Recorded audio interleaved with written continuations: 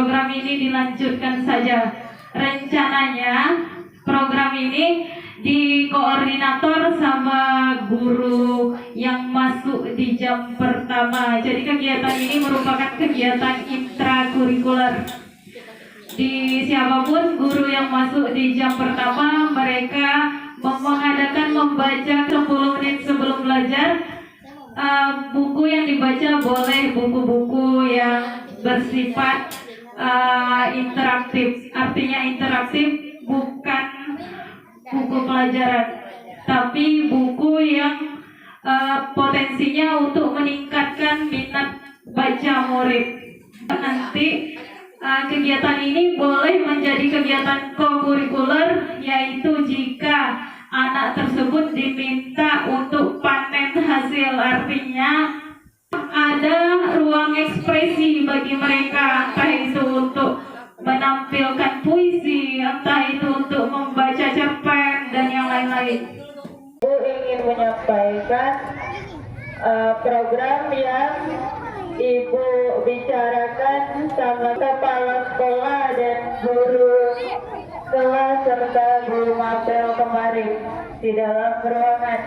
Jadi calon guru penggerak ada tugas yang harus diselesaikan seperti yang Ibu Hidayah lakukan kemarin tentang sampah. Begitu juga Ibu melakukan program tentang literasi. Kamu tahu literasi, nak? Apa literasi itu?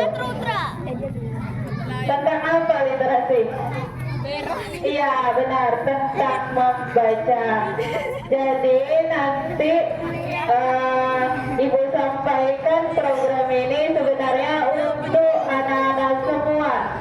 Namun untuk sampel Ibu akan diagnostik anak kelas 4. Mengapa Ibu pilih kelas 4? Karena kelas 4 adalah masa transisi dari kelas rendah ke kelas tinggi.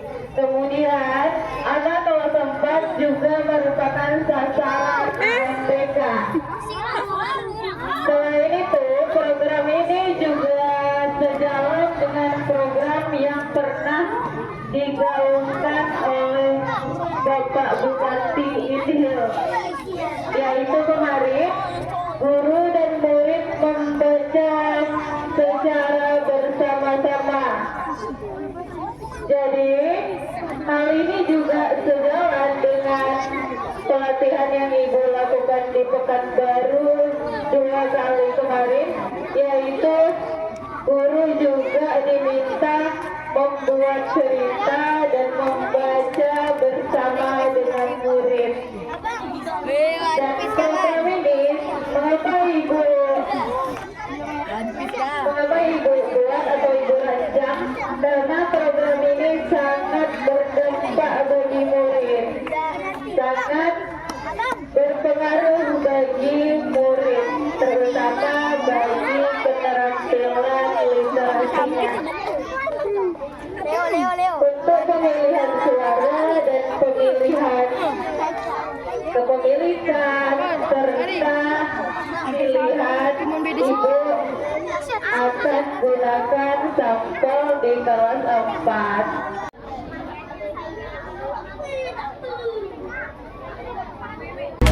Kita belajar Pancasila, kita bernafas dalam sila-silanya. Kita belajar Pancasila, ayo kita jaga untuk Indonesia. Bersatu dalam perbedaan, terpegang tangan dan berlari. Singkirkan egomu, oh kawan, demi negeri ini.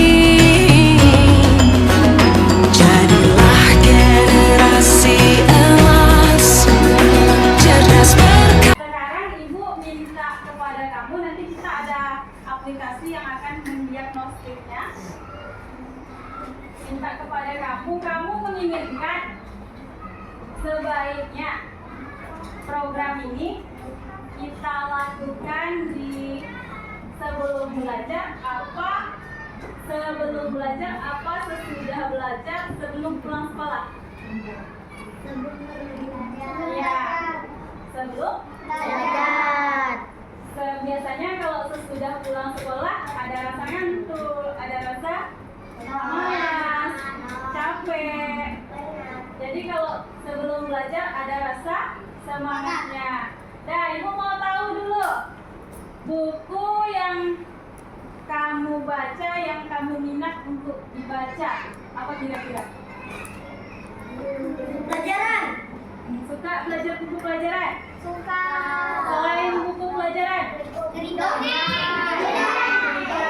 Dongeng, cerita, Komik. komik.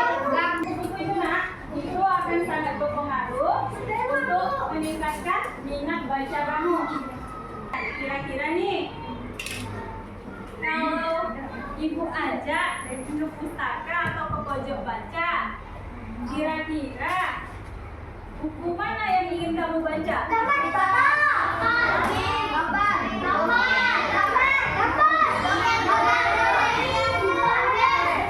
Buku cerita bergambar, komik, gambar,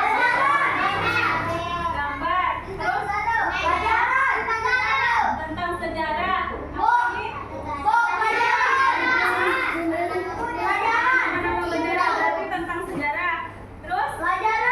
Oke, pelajaran itu termasuk buku, bukan buku interaktif.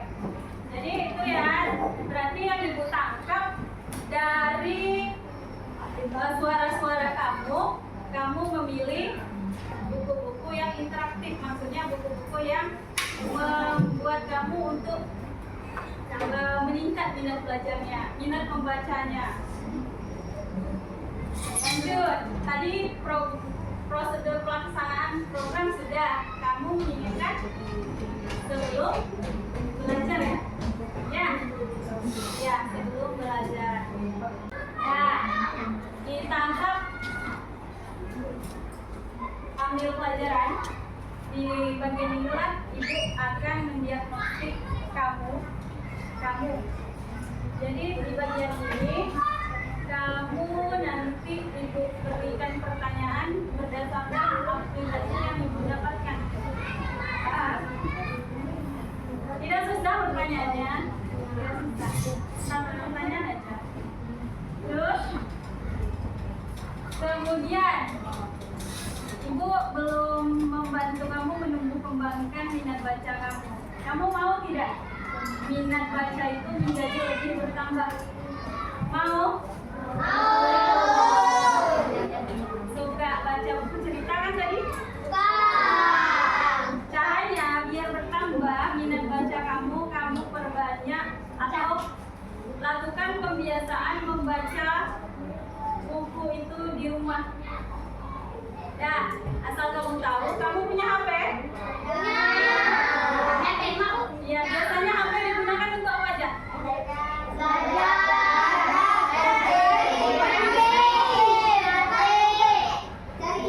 Cari informasi. Nah, ada satu lagi. Membaca buku. Bisa di HP. Buka aplikasi Play Store. Di situ ada buku cerita anak. Nah, ya baca sih bisa juga di HP. Dan nanti ibu akan cek untuk kelanjutannya ya. Oke. Coba saya pekannya. Siti dan Udin di jalan.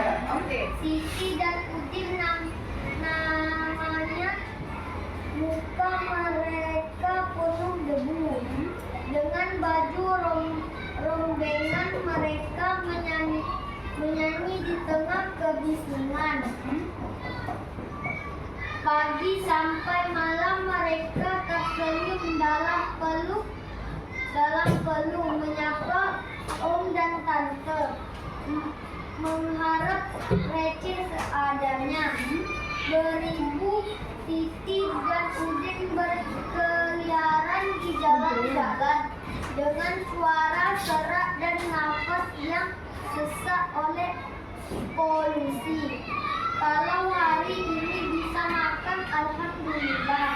Siti dan Udin tetap berdoa agar mereka bisa sekolah dan punya rumah berjendela.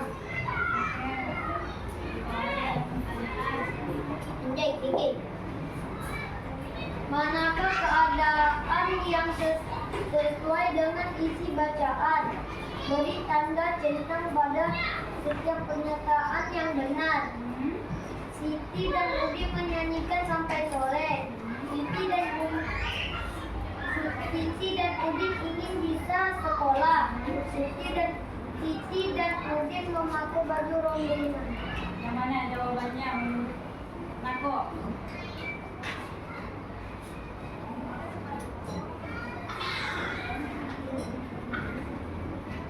Oke, Siti dan Udin menyanyi sampai sore. Itu betul? Yakin?